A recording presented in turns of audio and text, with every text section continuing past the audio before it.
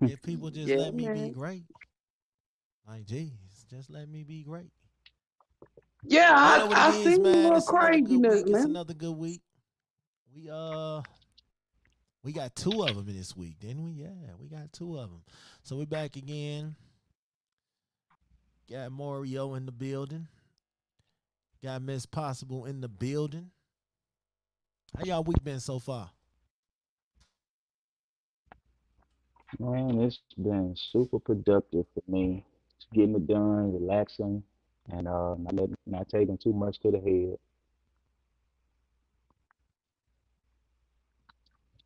Yeah, I got a lot of work done. I'm hosting an event in September down here, so I got my space secured this week. So I'm gonna be broadcasting live for that. Shout out, shout out, shout out, Okay. shout out to y'all on those. All right. So I was going through and I was like, you know what? We got three things that a lot of people don't like talking about: suicide, bullying, and depression. And Gotcha. I'm going to tell y'all all three is very real topics that nobody really brings to the light like that. I know for me, I have struggled with depression for a very long time. Um, I don't know if it's due to the things that I've went through, all the trauma, uh, watching people get shot in front of me, uh, losing people, all type of stuff. So depression is deep. It's deep. It's deep as hell because a lot of people are scared and they don't know who to talk to. Let's be real. A lot of people don't want to deal with a depressed person. You know, um, it's scary. Depression is very scary. It's scary to deal with. It's scary to handle. It's even more scary when you have to do it on your own. It's not scary when you got a strong support system, but when you have to carry that burden, that all on you, all on your own. I've been dealing with it all my life. And I never really talked to people about it. The reason being because I always feel like the more you deal with it, the more that it's under control. And it's really not, but you make it work, because you don't want to be a burden. You don't want to rub people the wrong way, but depression is real. The bully culture is also real, whether online, whether in person. I think everybody gets bullied. Our children, if your children are coming home telling you that they're getting bullied, take the time to listen. Okay? We have a lot of kids out here committing suicide because they're getting bullied. They're crying out for help and nobody's listening. Nobody's paying attention or nobody's doing enough. You hear these sad stories about kids committing suicide because they were getting bullied, because they were being picked on, and they cried out for help and didn't get it. Right. You know, we have those parents where, oh, you're a boy, you're a girl, tough it up. You're a boy, Mhm. tough it up. Mhm. You know, don't bring that home. Go back and fight. Go back and fight. Go back and fight. But then Mhm. when they go back and fight and the beatings and the bullying gets worse, it's too late. Mhm. It's too late. So, suicide. I had a friend that killed themselves a couple years back. So, it happens to regular people too. It's not something that just you only hear about actors and people that have made it. There are a lot of different reasons why people feel like they don't want to live anymore. Mhm. Bad breakups, bad relationships, things not going well in life, don't feel Right. loved, don't feel respected, don't feel wanted. It's a lot. So Mhm. talk to me, crew. What's happening? What y'all think about tonight's topic? I know this subject is real sensitive to my heart because I had depression episodes several times over the years. You know, I mean, I'm gonna just have to be as honest and real as I can be with you. Without, I hope that I don't offend anybody. If I do, then I mean, it is what it is. It's from It my is heart. what it So is. you know what I'm saying. You know, I grew up in a white family. I hate to bring race into it, but I have to add to it why my depression was so great. Um, I grew up, my family was from rural Kentucky. So it wasn't as if they were racist, they were just ignorant. You know what I'm saying? They wasn't running around saying like the N word every 5 minutes. They wasn't like burning crosses. They wasn't, intentionally hurting anybody. They just were really ignorant when it came to black people issues, the community, things like that. So I fought my family a lot over the years because I educated myself early because I didn't like the way that those racist things sounded to me as a child. I was like, okay, I don't know what that word means, but it don't sound pretty. So, um, I also became very involved in the black community as a white girl. Well, with that being said, I took shit from both sides my whole life. I was bullied by white people for being a sellout, and I was bullied for black people for not being black.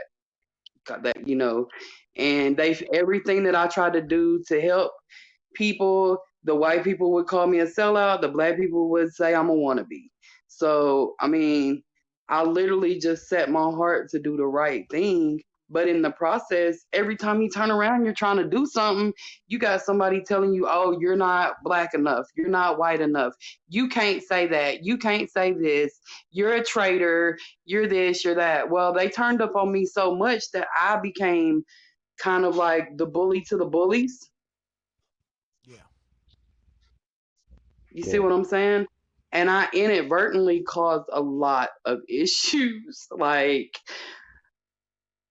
I went to jail a couple of times. I got thrown in jail by the judge for not letting them bully me. Like, you know, I have my brother was autistic too. So I was always fighting for him because they were always bullying him. So I just kind of grew into the person that's like, okay, you're a bully. Well, I'm gonna be smarter than you. I'm gonna be bigger and badder than you, and I'm gonna fight. So you can say what you want to say, but I'm gonna fight. Well, when my son died, life changed. It was a different kind of depression at that point. It wasn't black and white no more. I posted a picture the other day and was like, it's never just black and white. There's always at least 50 shades of gray. Well, yeah, that's a saying for other people, but for me, it's real personal because black and white's what causes depression. When you look at everything in black and white, like it either has, and I'm not just using race right now, I'm saying in general in black and white. If you look at everything in black and white, what about all the things that's not included in those things? You know, um, like black people get bullied for their skin. They can't change their skin. You know, people get bullied for acne on their face, for the way they weigh. And I mean, some people can't lose weight. Some people were born big people. Their bones are big. People say, oh, big bone, that's a myth. No, it's not. You can look at people's bone structure and tell it's different. Like, there's so many reasons, and then you got these kids. You can't always trust what the grown-ups tell you either.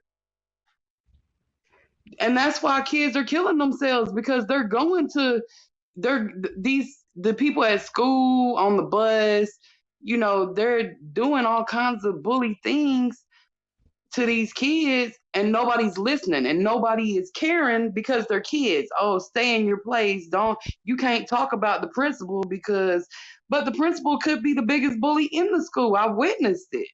So it's like we need to start listening to these kids for real, for real, for real, because there's so much. I have.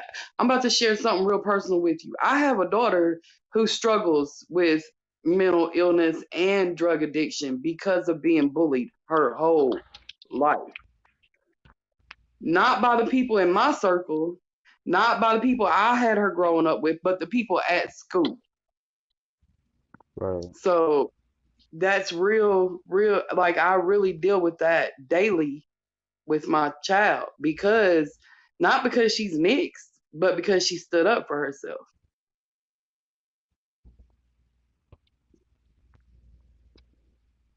Man.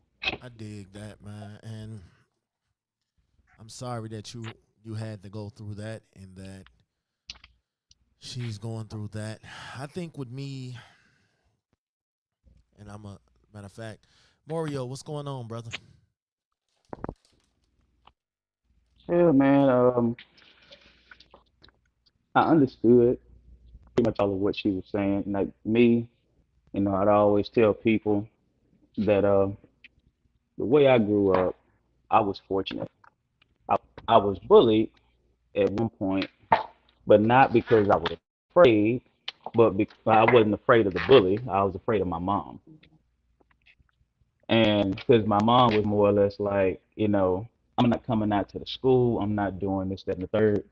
Mhm. And so for me, when I did get bullied, I was in the space for a minute, and I was much younger. I was like fourth, fifth grade, and a lot of people didn't know because they were people who just did their thing throughout the school.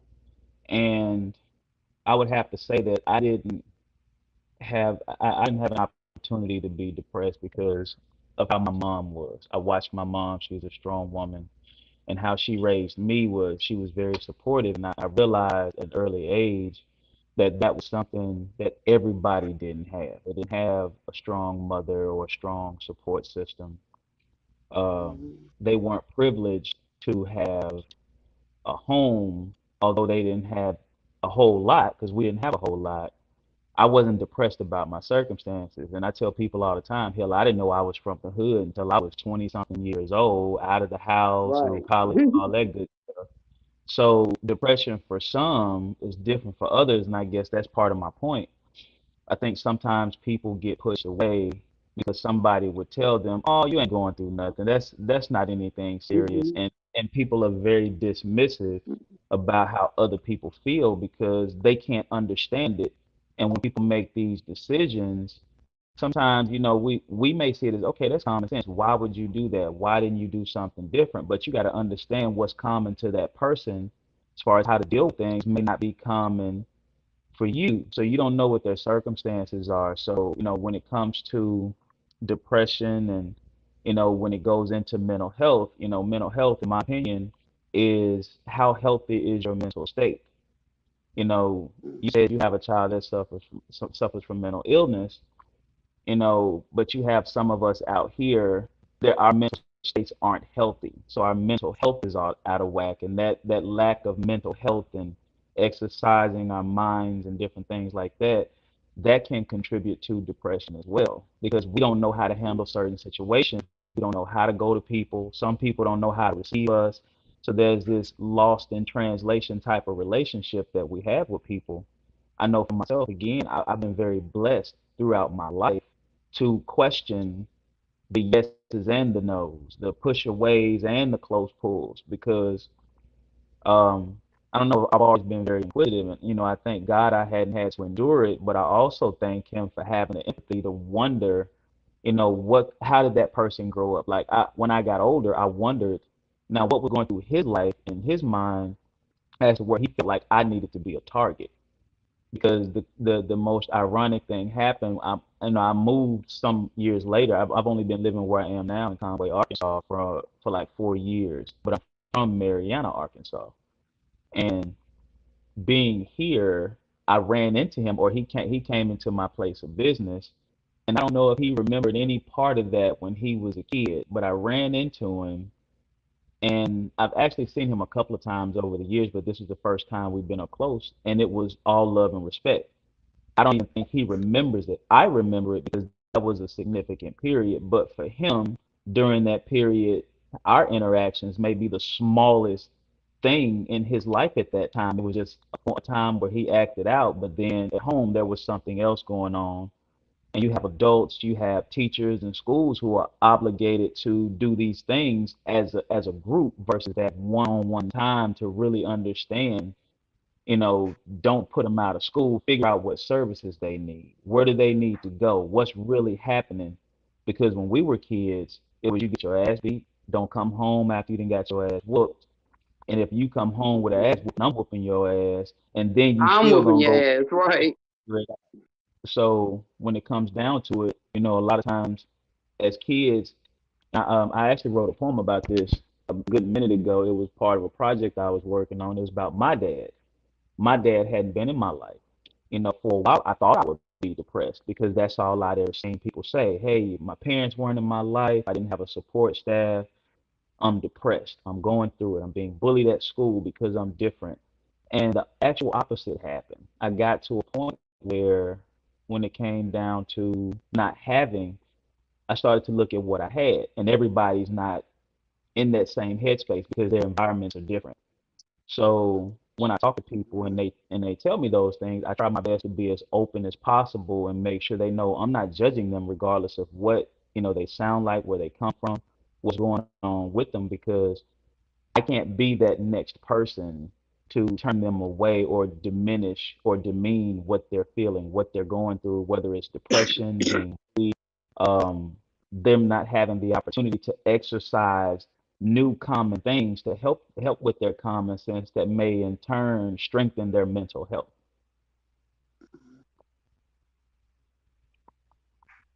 Yeah, because that's what I'm asking y'all. Like, what do we do about that? Like, how do we approach people that need help? Because people reach out to me about, I don't know, I think I've got like friendly person on my forehead or something. Cause like people reach out to me with problems all the time, you know? It's as if I was supposed to be a psychologist at some point, but it's it's like I I cry sometimes because I'm like, what do you do? Because that's the one place you can't get into is somebody's mind. You know, you can talk to them about how you feel about what they're going through. You can talk to them about how it affects you. You can talk to them about steps they can take to try to change. But that's the one thing they Well, can't take is, mental. well, well, one thing about it, let's say, let's say I just got into podcasting, and I know Smash has been in it for a minute. He's been doing his thing. He's attracted a good fan base. He got lovers and haters. It's all over the place. I would go to Smash, and I know Smash could tell me, how do I get into podcasting? Why am I failing? Where am I going wrong? And he could tell me based on his experience. So I think the first thing, in my opinion, of course, I'm not a professional. The first thing, in my opinion, if that's something that we're setting out to do, is get the information on who can better answer their questions to help them out, for one. And number two, work on our own mental health. I don't think we work on our own selves enough. It's more than just Right. taking a vacation, trying to relax. It's more than just send the kids away. It's more than just go out, take a drive around the corner. We don't exercise our own mental health enough. And then I think when we talk to people like that, instead of treating them as if we know everything, because their first reaction is gonna be, well, you don't understand. Let me tell you the rest. So I think, in my opinion, that if we exercise our own mental health, and just continue to grow ourselves, we'll better know how to go to people, because then once they trust us and open up to us, it's hard to trust people. So when people come to us and we try Mhm. to be everything we can be, we first got to be what we need to be for ourselves. That way we can pass along that knowledge and experience, because we don't have to know what they're going through to have resources where they can actually talk to somebody that they can honestly trust with that type of information. Sometimes we got to sow the seed, not necessarily sit there when it harvests.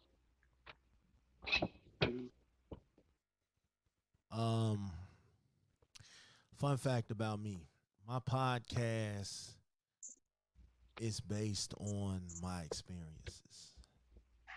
So when I get on here, I wear my heart on the sleeve, tell everybody about the things that I went through, things that I experienced, and I do that because it might be someone out there going through the exact things that I did and want to know how I dealt with it and how I handled it. Right. No, my methods may not work for the next person, but for somebody out there, it may just very well save a life. Oh man, I went through the same shit and he didn't want to go jump off a bridge. He didn't want to go jump off the roof. He didn't want to go end it all. He fought through it. So this is motivation that I can fight through it, that I can get through it, that I can push through. This is motivation that, hey, you know, you have a lot of people, and a lot of people feel suicidal, feel depressed because of a bad, failed relationship that they really genuinely gave their all. And it didn't work. And they lost that person. Or some people get depressed off losing a loved one. You know, someone who passed. Or they get depressed about losing a child. You know, they get depressed about things that we can't necessarily control, so we don't know how to deal with it. I suffered with depression, and my depression probably came from growing up with a stern father. Now, I get it, everybody got stern fathers and done had stern experience, but mine took the cake, and I love them. It took me a while to forgive and forget a lot of things, but I love my dad. Without my dad, I wouldn't be here. But it was very rough being the only child because my mom couldn't deal with me. I was too bad. So it was rough being the only child that was forced to stay with dad. Not you. Because, yeah, I was forced to stay with my dad. I was saying, not you. So it was rough. Hell yeah, it was rough. I got kicked out of 7 elementary schools in the span of 2 years. You know, Man. I was even in a Catholic school. As adults, that looks like depression in a child, though. Yeah. As an adult, we see that. I had went to a Catholic school where we paid tuition. And you know you're really bad when the school is telling you, hey, take your money, take your son. We're writing you a check back. Okay? We're giving you money back. And you got to be a really badass individual for them to say that they're giving money back. Like, here, take your son. We can't deal with him. And it was rough. It was rough, man, because my dad got married to a lady that did not like me, that did not like him having kids. She felt like all her kids were grown. She didn't want to sit here and deal with teenage kids or whatever. She didn't want to deal with it. So she treated us like shit. She did. She treated us like shit. And what's fucked up is my dad, he was so in love, he was so enamored that he just let it happen. So yeah, I got really, really depressed and beat up about that shit. I stopped coming home.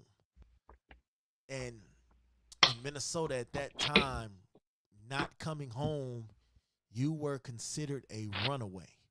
And you were put in juvenile detention because of this. So not only if you at home getting your ass beat on the constant, you're living in a slave ship, you can't do this, you can't do that. So you either have to do that or go to juvenile. I chose juvenile every time. Every time. Because it felt better than being at home. You know, I didn't feel wanted at home. I didn't feel appreciated at home. I didn't feel valued at home. So it's like, why go there? Why be there? Why subject myself to that type of treatment and I'd rather just go running around the streets with my friends. And if the police caught me or whatever the case was, they just caught me. You know what I'm saying? That's how I felt. I felt like a depressed, put in a box. I had and that shit factored into my relationships. That factored into friendships. That factored into how I raised my kids when I finally had kids. All of that ties in. You never find the one starter of depression because it all ties in, and it's rough. I recommend people that if you out there struggling with depression, somebody said a lot of times people don't need a response. They just need to vent. Facts. Sometimes we don't even want you to respond. We want to be able to talk and you listen. That's what people sometimes just need. Hey, just listen to me. You know, just listen to me. Just hear what I got to say. Here's why I do the things that I do. Children will tell you everything you need to know if you just listen. You know what I'm saying? Our kids pay attention. If you just take the time to let them talk and let them and hear what they have to say, our children have some of the brightest minds ever. They'll be able to tell you everything. Yeah, and you if need to parents know. quit being lazy and actually parent the kids and actually, like you said, listen to them, get them help, actually be proactive in what we got going on in life, 9 out of 10 issues wouldn't have happened. Like if your parent, like, if your parents literally Oh, was like, okay, I hear what you're saying. So instead of me beating your ass every time you don't come home, let's go talk to somebody that can understand why you're not wanting to facts. come home. Because I have to be honest. I don't have all the answers. Right. So I'm not susceptible to you sitting down with someone who can understand you better because I know me, I may not be able to be the one. I might be the source. You know, I might be the source of your depression. I might be the source of why you're going Right. through things. So I might not be the best person to guide you through that because when you try to tell me that I'm the problem, I may not want to listen Right. And I'm going to on go that in day. defense mode. So I can't help Yeah. you because I'm Yeah. defending myself. I Yeah. think And it's really bad in adulthood because we always tell kids, stay in a kid's place, you know. But that's why there's so much molestation going on. That's why there's so much bullying going on. That's why there's suicide going on because yeah. you're telling these kids that you can't talk to me. I'm off limits. All you can talk to me about is what you've done good. Don't come Yep. and tell me what you've done bad. Don't come and tell And me it's the mistakes scary. you It's made. scary because you mentioned molestation, and a lot of that be Hmm. happening in our own homes, under our own roofs, Hmm. and by our own people. And we Hmm. can't say anything because who's gonna listen? Who's going to listen? It could And be then your you're going to mom's cause a whole boyfriend. war. Your mom's boyfriend could be sneaking in the bed with the kids, and the kids will get to trying to tell her what's going on, but she's so enamored that you know don't talk like that. I don't want to hear that. You know, and vice versa. It ain't just the little boys, the little girls that's getting it. These guys are sneaking in the bed with these little boys and everything and promising them not to tell, or they'll buy them toys and Buy give them them stuff. snacks Yeah. and treats and all that. So yeah, it happens. One thing about Hmm. me, I don't always get it right as a parent. I don't. Hmm. But I will Me tell either. you this. If my kids come off tell me something that somebody did to them, I'm jumping on defense mode for whoever thinks they're Hmm. gonna harm minds. You know Hmm. what I'm saying? I'm not Whether gonna my let kids are right or anybody. wrong, Yeah. I do it. And I'm gonna I tell take you, up for hey, mine. hey, Dad, this boy keeps beating up on me at school. Okay, I'll be at school tomorrow. We'll meet this boy. Hey, little boy, tell your dad or your mom to come on out. We need to talk. But a lot of times you can't tell other kids' parents about how Hmm. their son is treating your kid because then they get Hmm. defensive. And then now I'm going to have to beat your ass because I'm trying to talk to you as an adult and letting you And know, will. hey, your child continues to bully my child. So it's Mhm. a problem in itself now. Now it's a Yeah, problem. Now yeah. I don't want to be friends. I don't want to be cool. I don't want to be cordial.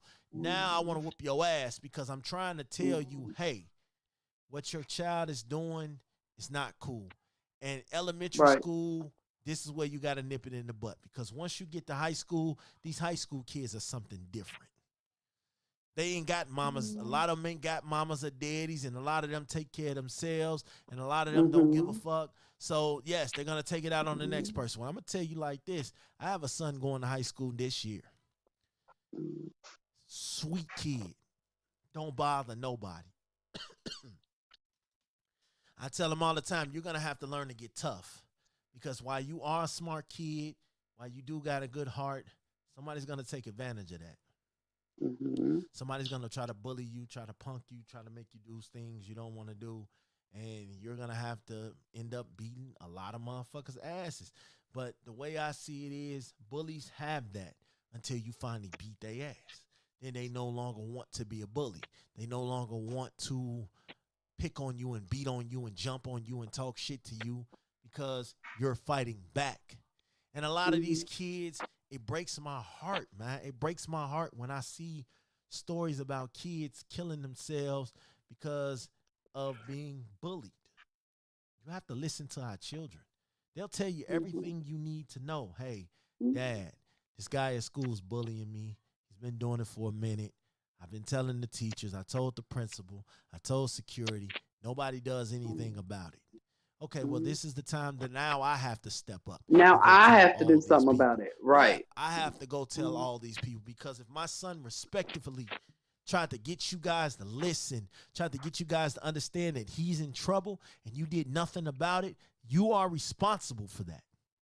Now you are responsible because if it's documented that he brought himself to, hey, I'm getting bullied, I'm getting picked on, help me, and you decided to tell him that's not your job, that's not your pay grade, you don't get paid to do that, and all of that, then yeah, now you're gonna get paid. You're gonna have to pay somebody to get the shoe out your ass. Because I guarantee if it was your kid, you'd be running the field and looking and solving whatever. So treat my kid like you want to treat your own. I tell any kid that hang out with my kid, if you come to my house, you are being accepted as one of my own. So when you come out of my house, there is no cursing. There is no getting loud. You're not smoking. You're not drinking. You're not fucking. You're not doing any of that shit in my house. If my kids are cleaning and doing all of this, you're going to be cleaning and doing all of this. And if I can't treat you like one of my own, please don't come to my house. Because Please don't. Right. this is not that and that is not this. Like, we have respect in this house. So even their friends can come talk to me. Hey, Mr. Boyd, I'm getting bullied. I'm getting bullied at home. Dad's not listening. My mom's not listening. Okay, cool. Let's go talk to your mom and dad together. You know, let's go find somebody in the family that's going to listen to you. Like, these are the times that we have to come together for our children. It takes a fucking village. It takes a Right. village. Right. Because, like you said earlier, like I was raised different. You were raised different. Morio was raised different. All of us had different experiences growing up. So it takes a village because your perspective might be the perspective my child needs to make that breakthrough. And I couldn't give it to her because I didn't see that growing up. You see what I'm saying? Like, okay, in my household, like we were saying, or like everybody always used to be like, oh, white people don't discipline their kids. I don't know what white household they've been involved in, but my white family disciplined us. They lined us up on the wall and they would beat our ass. So at the Facts. end of the day, um, I didn't have that experience. So when people are talking about, oh, those white people with the leashes with the kids, and I'm like, my mom had a belt, not a leash. Like, Facts. Like, we was I got supposed to call it a leash to make it feel better? You know what I'm facts. saying? We Like, got whoopings with anything my dad could get his hand. yeah, anything. House shoes, extension cords, fly swatters. I mean, I grew up in the 70s and 80s. There was no child protective services that came and took you for stuff. back Okay, then, what I'm you know? Not that Hey, serious. I never want to tell people it's not that serious to take your life. But if you feel like you're on the verge of that, please go talk to somebody. Okay? please, It's please. somebody well, out there that been through what you're going through. Just go talk to somebody. Seek some help before it's too late. And if somebody is venting to you, telling you that they are ready to lose their life or take their life, Take stop them everything serious. what you're doing Hmm. and listen and find out uh, Hmm. why they feel that way. I'll say this. Now, one thing about it, I think with us, just as much as we have a responsibility on our platforms to not just be ourselves, I feel like we have a responsibility, like even with this topic. I think we need to arm ourselves, prepare ourselves for people who may be watching and want Hmm. to reach out, but they don't know us. So I think when we do things like this, I think a good follow up would be to provide phone numbers and centers and so on and so forth, people they can get in contact with to point them in the right direction when it comes to Hmm. bullying, so on and so forth. Because we can offer the conversation of support, but we're not just talking about kids here. We're talking about adults because I know people Hmm. who've been in domestic relationships, you got a man and a woman, he's putting his hands on her, she's putting her hands on him, and both can come out in depression. Like I said, I've been very blessed in my life to really receive what's happened to me in some cases and not go in that direction. I realize how fortunate I am to have the mindset that I have. I realize how fortunate I am to not have had to go down that road, and how fortunate I am to be on this show right now, because being able to give my experience, you guys give your accounts of your experiences. That's not only helping somebody, but like I said, I just saw, we have the number at the bottom now, and that's something that people need. When we do shows like this, when we have conversations like this, I think that's another way for us to be prepared. I think it's our responsibility not just to talk about it, but to give out the information where they can go and get the help they need. Because at the Hmm. end of the day, we're just as bad as those people turning away from them if we're shedding light on it, but we're not offering a resource, or we're not doing the research, or we're Real not help. Hmm. we're not well, we're not putting boots on the ground to bring them, or help get them there, because at the very least they may tune into another segment that we have and say, hey, I think I can go here and get that enlightenment. The same way we put the TV in front of the kids sometimes when they're young to look at the educational stuff, we can be in front of people right now with our platforms and assume the responsibility of giving that educated, well-rounded opinion from different perspectives and showing them what unbiased, uh, pretty much thinking can be, and not continue to subject them to people who will say, yeah, you should do this, you should go here, you should be this, you should be that, but then we don't offer any help. We don't offer them the resources and stuff. Everybody doesn't have, anything outside of their phone. Like my kids, I teach my kids how to search. I teach them how to find answers, how to look up, how to break down keywords, because I need them to know how to find the answer. If something happened to me today, I need them to understand how to find the answer, how to go, where to go to get the answer, to somebody who may know how to get the answer. There needs to be several different avenues for them to understand that they're not alone, and there are actually people out here who are for them, and they don't have to be a part of their family. They don't have to be a part of the church or any of those other places that people think you should go.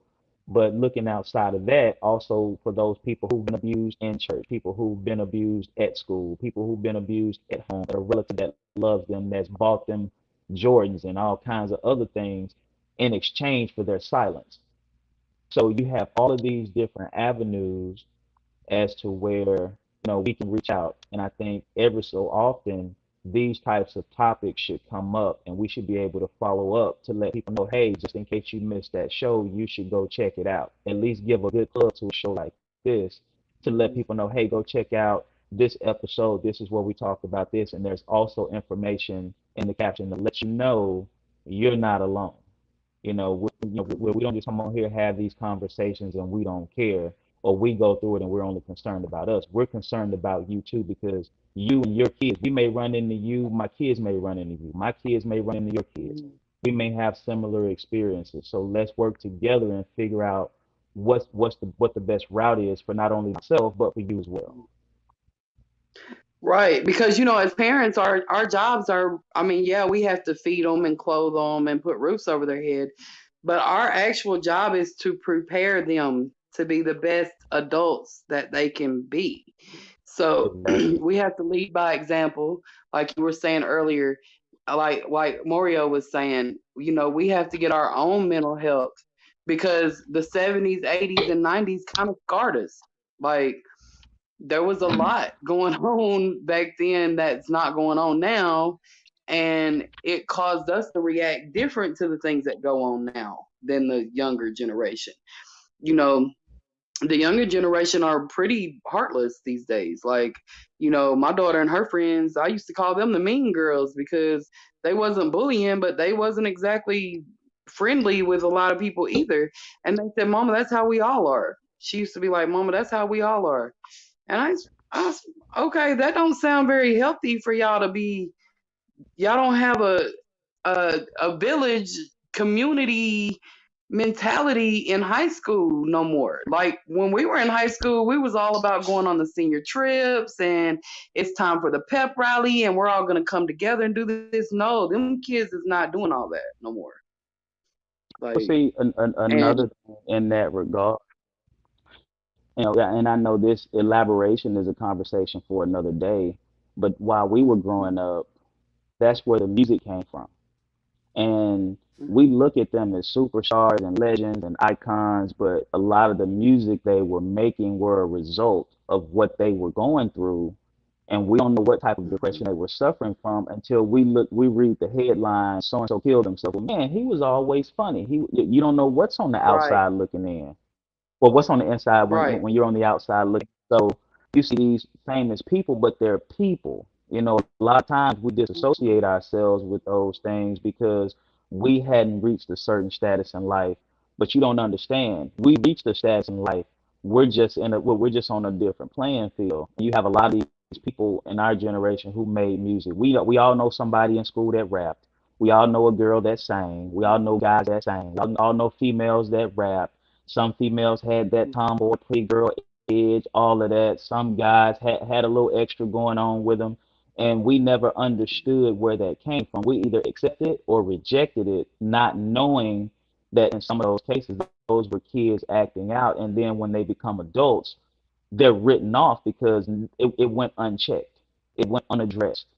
And then you have some of the people who cope with it by putting it in their music, and when they put it in their music you felt it, then all of a sudden, man, I sure hate what happened to them, but we're still looking at, man, we won't get another album from them, man, we won't get another Right. performance from them. And we're only looking at them for their talents, not understanding that all that passion didn't just come from ambition.